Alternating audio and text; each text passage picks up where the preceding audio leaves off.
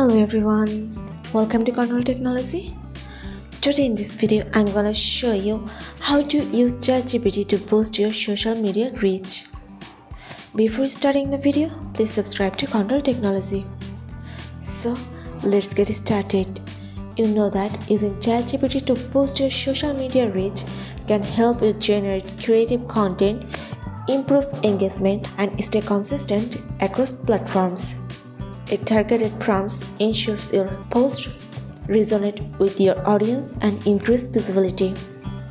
So now I'm gonna show you some structure with some points along with example prompt. So let's go. Number 1. Generate engaging content ideas.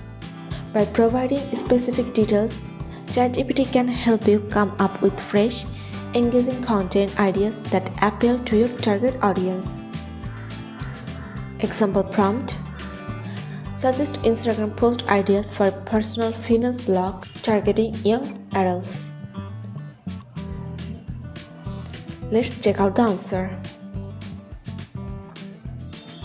ChatGPT will provide you the best output. The next one, number 2. Optimize hashtags for discoverability. Using the right hashtags boosts your reach, making it easier for your content to be discovered by users interested in your niche. Example prompt: give me relevant hashtags for LinkedIn post on productivity tips for remote workers. This is the best result from ChatGPT. Now the last one, number 3. Create consistent posting schedules and templates. Consistency is key for social media growth. ChatGPT can help you stay organized and maintain a steady flow of posts to keep your audience engaged. Example prompt: generate a weekly content plan for Twitter focused and motivational quotas and productivity tips.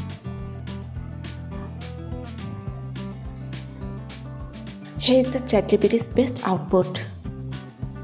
You'll find the best result from ChatGPT.